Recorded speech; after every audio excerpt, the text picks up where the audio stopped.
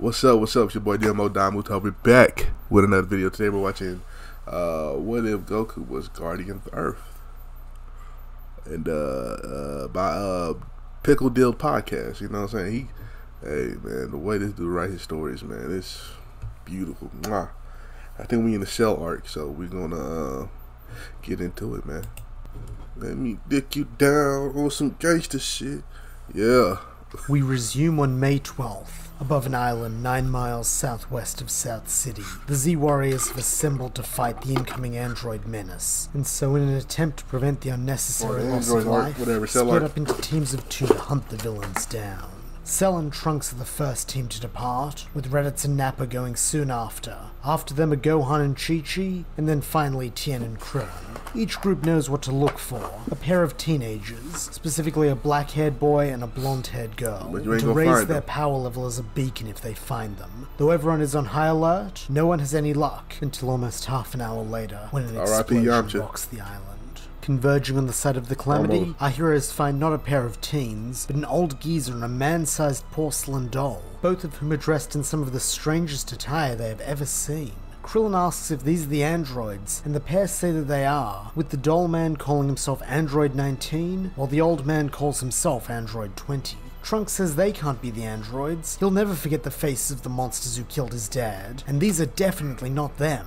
Gohan then posits that perhaps the presence of Trunks and Cell in this timeline changed something, to which the Bugman eagerly agrees, saying that his memory banks tell him that Android 20 is Dr. Gero, his creator, and most likely the creator of the other androids. Gero confirms this, though when he looks around to see the speaker, his eyes go wide, and he demands to know what Project Cell is doing here. Cell replies that he's under new orders now, and so lunges at the Doctor, tail raised in attack position. Gero narrowly avoids the attack, and before Cell can go in for another, Chi-Chi yells at him not to fight here, since there are civilians around. Raditz adds that Kakarot always chose remote locations for fights, so they should go somewhere out of the way.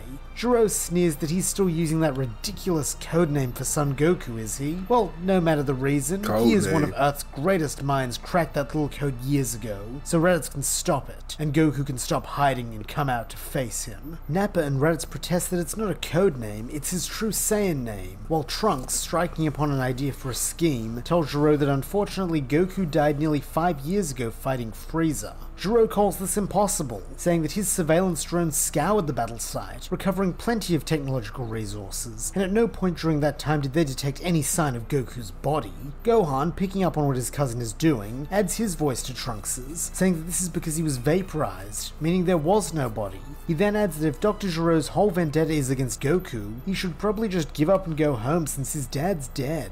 By now the others have figured out the plan and so begin to nod their agreement, but Gero laughs that they almost had him convinced for a moment. But no, he will not be outwitted. Goku is hiding somewhere like he said, and when he kills all his friends and family, the hero will feel compelled to show himself. Gohan sighs that that's really the Doctor's choice, so be it, but he should remember they tried to spare him. The Z-Fighters then lift off into the air, telling Gero and his companion to follow, and so the group depart for a wasteland a little way away. Touching down, Raditz asks Gero if he's sure that he doesn't want to leave, since he's pretty badly outnumbered here, but the Doctor sneers that they could bring a whole army, and they would still pale before himself and 19. 19 then steps up to fight, but now it is Raditz's turn to sneer, and he says that in that case he'll take the first fight, since he's been itching for a chance to prove that no robot can best him. Trunks urges his father— Oh, didn't Gohan just come back to life? I mean, he's like, what, 5 years younger than he actually is? Well, yeah. Not to go it alone, but the fight has already begun, with Raditz transforming into a Super Saiyan and lunging at 19.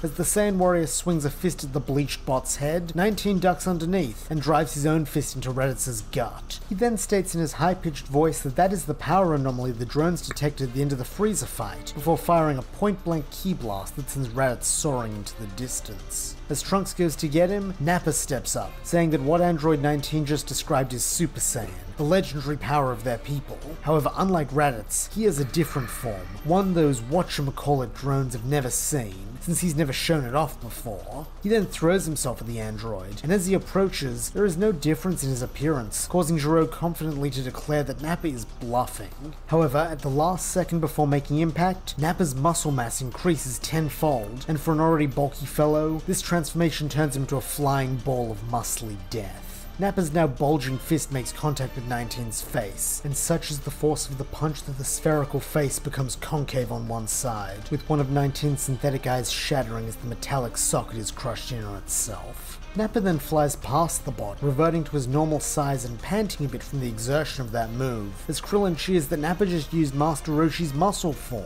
Nappa confirms this, then spins around to face 19, declaring that now he'll end things with another of his master's use a muscle form when you're already in a muscle form? He then fires off a Thundershock surprise, smiling that he's broken enough doohickeys in his time to know that when you overcharge a machine, it goes boom.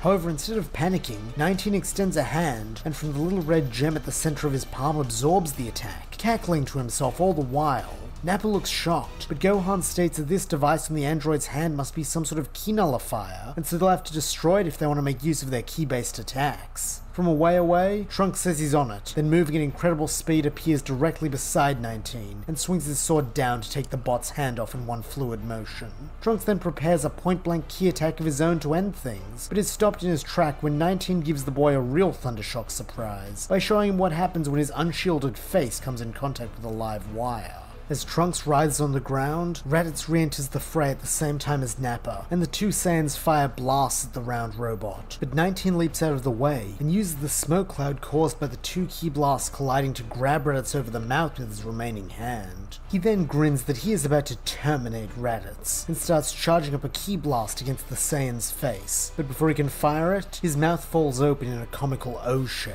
Looking down, Raditz sees something pointy sticking out of 19's chest, and as the smoke clears, everyone sees Cell standing behind 19, his barbed tail having impaled the other android. In his gravelly voice, Cell informs 19 that unfortunately he can't allow him to kill Raditz, since his prime directive is to assist Trunks in his mission, and Trunks' mission is to keep Raditz alive. Cell's tail then snakes upwards, and in one ruthless motion, pierces android 19 right between the eyes, skewering his central processor and killing him instantly.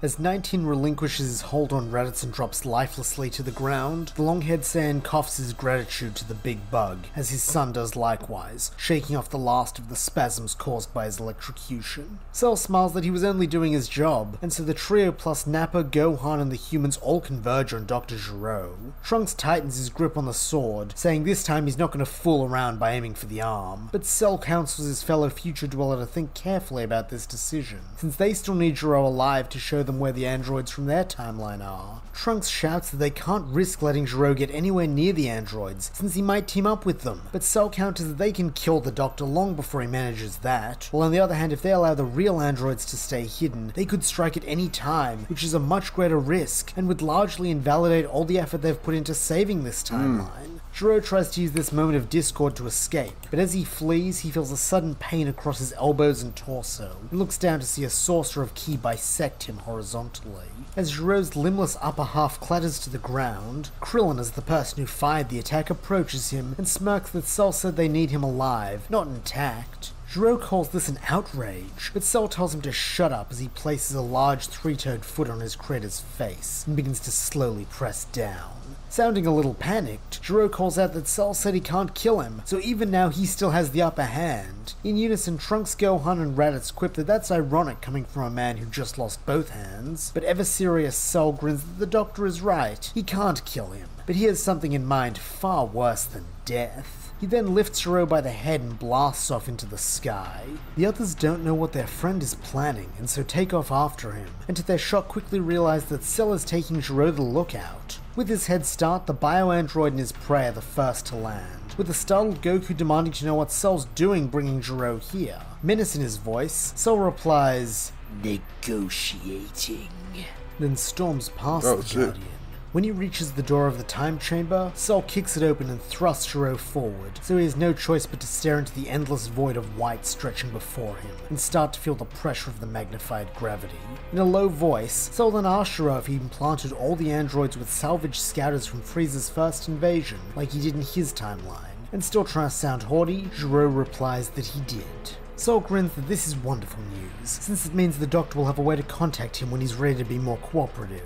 Then, without a moment's hesitation, hurls Giroux's mutilated head and torso deep into the chamber. By now the other Z fighters have arrived, and they all witness this display, as well as Sol slamming the door and turning to face them with a self-satisfied look on his face. Once more, Goku asks Sol what he's doing, and Sol grins that from what he's heard about the hyperbolic time chamber, it will surely break Giroux's spirit in no time, which will in turn lead him to telling them where androids 17 and 18 are.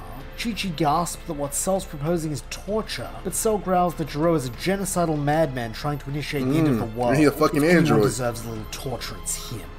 Goku, Gohan, and the humans protest, saying that for all his sins, he's still a person and no one deserves that sort of cruelty. However, Trunks, Raditz, and Nappa admit that they actually agree with Cell on this one. This causes the Z-Fighters to all look at each other with reproachful expressions, but Cell speaks up, appealing to Goku directly.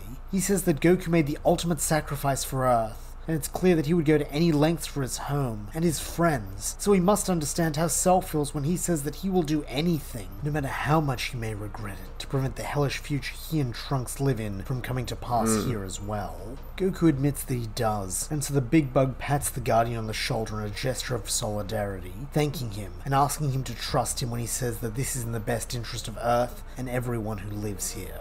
Goku gives no response to this, instead simply warning Cell that if Giroux's in there for more than 2 years, the door will vanish and they won't be able to get him out. Cell breezily replies that who said anything about getting him out? Let the old monster waste away in isolation. But when even hardened veterans like Raditz and Trunks give him a look of disgust to this claim, he hastily adds that this was a joke, and that he's certain Giroux will crack long before the 2-year time limit is up.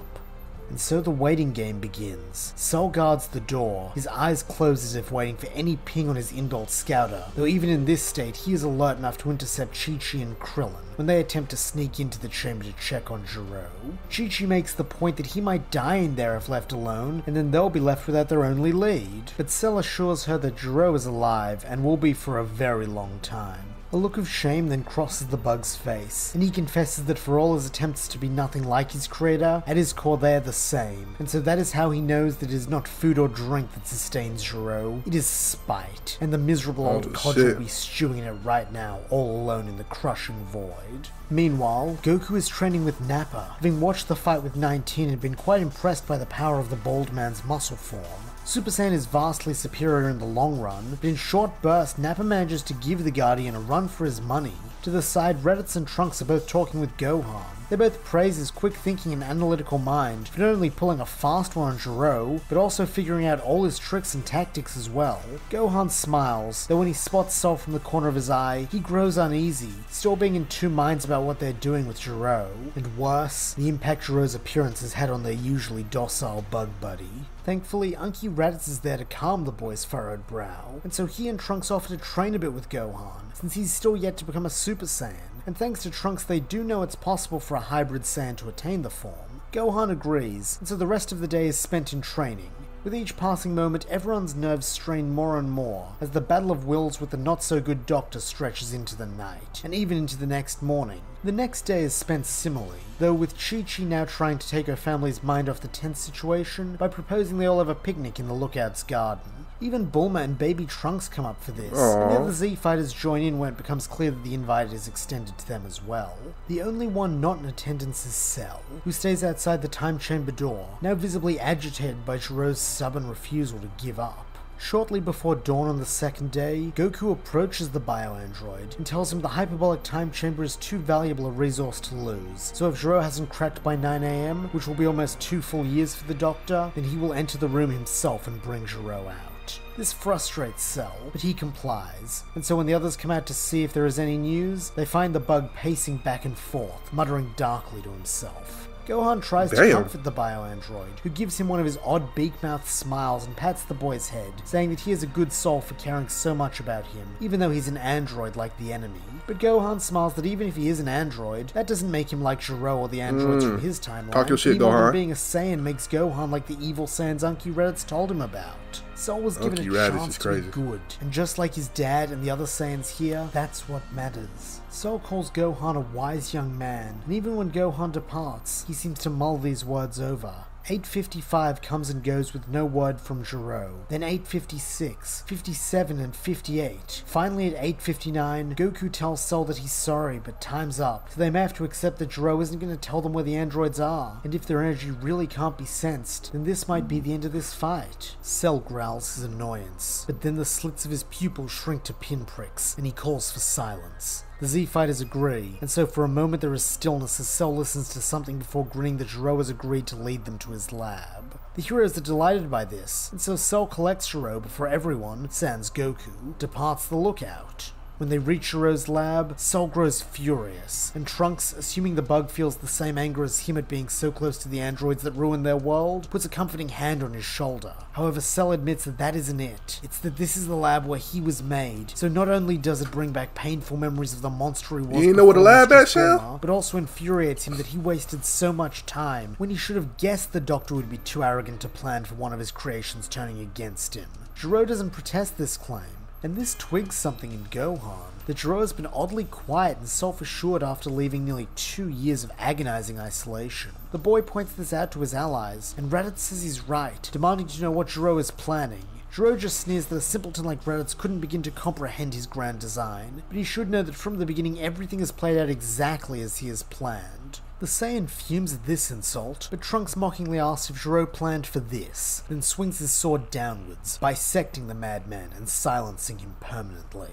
As the two halves of Gero clatter to the ground, specks of purple fluid also fall, and Trunks looks up to see that in his overzealous response, he accidentally cuts Cell's hand almost perfectly in half. The son of Raditz apologizes, but his fellow future dweller says he's fine, before holding the wound with his other hand, and allowing his biology to knit his hand back together. However, unlike the Cell of canon, this is a feat requiring concentration, which takes more time and stamina, thanks to his Namekian DNA making up less of his overall genetic makeup and coming from a weaker version of the source. When Cell is fully healed, the group finally blow open the doors to the lab and step inside to find several pods bearing the designations 17 and 18. Cell gleefully tells his comrades to stand by, since he was designed specifically to neutralize their powers, and so approaches the pods. Piercing through them with his tail, he absorbs 17, followed by 18, and then is overcome with a white aura that radiates power the likes of which the Z-Fighters have never felt, not only in terms of its incredible strength, but also because of how, as it grows, it becomes harder and harder for everyone but Gohan to read. Soon it reaches the state where only Gohan can read it accurately, and at this point the hybrid Saiyan feels something chilling, the unmistakable presence of evil in Cell's aura. When Cell's metamorphosis is complete, he stands tall, handsome and regal in his perfect form, and as he surveys the others, Gohan feels it again, pure malice. In a worried voice, he asks the bioandroid if he's feeling alright, and when Cell sees the concern on his face, he smiles that he's never felt better, and starts walking towards the group to show off his new perfect form. However, before he can even make it 3 paces, he screams and collapses to his knees, hands clutched around his head. The big bug then yells that the evil android's programming is trying to reset him to his villainous ways from before Mistress Bulma found him, so he needs the others' help at once. The heroes naturally rush in to assist, and only when they get close do they see the sinister smirk on Cell's face, right before he raises his arms to reveal that he wasn't in fact clutching his head, but instead charging an orb of ki behind it. He then allows himself the smallest of maniacal cackles, before slamming the ki ball into the ground beneath the Z-Fighters and smirking, "Just kidding." The entire mountain is then flattened into a plateau by this attack, and when Gohan's vision returns, he sees that the humans are all unconscious, with many bad burns afflicting their bodies, while his uncle, cousin and Nappa are in little better condition, even if they are still standing. Trunks takes the lead, being the first to lunge at Cell. Sword drawn, he swings at the biomechanical villain, but Cell simply extends an arm to shatter the blade cleanly in two, and send the top half spinning into the air. He then gloats that Trunks should know nothing he said about his future is true. Trunks did return in his timeline. He even managed to kill the androids and avenge his dear daddy, but then he, Cell, awoke and slaughtered both him and his mother, making his whole heroic quest utterly pointless. Trunks growls that it's not pointless if he freed the world from android tyranny. That's crazy. Cell, who says that if the spiky-haired youth is the arbiter of what is and isn't pointless, he should tell him where this falls on the scale. He then grabs the top half of Trunks' blade out of the air and stabs it through Trunks' Raditz' hand, exactly where Trunks split his earlier. The pain is unbelievable, and as Trunks passes out from it, Raditz rushes in to tend to his future son, while Nappa steps up to face Cell.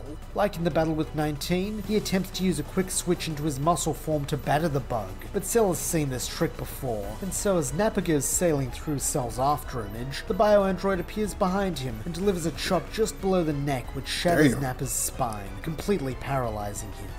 Cell then advances on Gohan, and when Raditz sees this, he charges in from behind, becoming a Super Saiyan and firing off a double Sunday. Sensing this, Cell turns around and counters the attack with a lazy Kamehameha, which causes both attacks to detonate. He then looms out of the smoke and delivers a wicked headbutt to the top of Raditz's skull, which not only knocks him out, but causes a large crater to form beneath the long-haired Saiyan. So that when he falls, several small boulders fall in as well to bury him. With the Saiyans now dealt with as well, Cell returns to his original plan and approaches Gohan, kneeling down to cup the boy's trembling face. In an almost fond tone, Cell informs Gohan that he is the only one of the Z fighters he actually respects, since the boy always treated him as an equal, rather than training equipment or a weapon against the androids. For that reason, he intends to give him 2 gifts, the first of which is that he will allow Gohan to walk away from this encounter unharmed. The second he will give in 4 days' time, to celebrate the boy's 10th birthday. Nervously, Gohan asks what it is, and Cell smirks that the boy really doesn't like surprises, does he? Dryly, Gohan questions if Cell would, if the last one he received was a friend of several years betraying him. Cell retorts that he was never the Z-Fighter's friend. He merely got ambushed before he was ready and had to keep up the ruse until they invariably led him to the androids. However, he wasn't lying when he said Gohan possessed a wisdom beyond his years, and so his second gift is one inspired by Gohan himself, a chance. Specifically a chance to defend Earth from him, or a chance to run and live out their last few days off the battlefield. What they do with that chance is up to each of them, but Gohan should tell the others that when the fated day arrives, he will be fighting to the death, and should he still be standing by the end of the day, he will destroy the planet.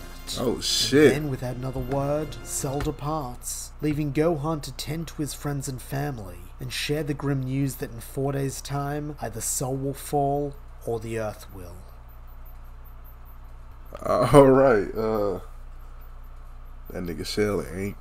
I ain't gonna lie, this might be more intense than the actual Cell arc, nigga. Like, this is more crazy. Like, Cell really manipulated everybody, saying he was a good guy. That's like, makes more sense. Like, that's crazy. Scary. But, shout out to Dill Pickled Podcast. Hey, bruh. Pickled Dill Podcast, I'm sorry. Hey, writing... You know how to write a story. I ain't gonna lie. Even though this is already made material, but the way you switch it up, bro, it's fucking... It's really good. I ain't gonna lie. Just like the others, what if stories I watch, they do an amazing job. Yeah, damn, I can't even wait. Damn, let me. Can't wait till the next chapter, bro. Like, comment, subscribe, man. You like my reaction, like, comment, subscribe, and I'll catch you next time. Peace.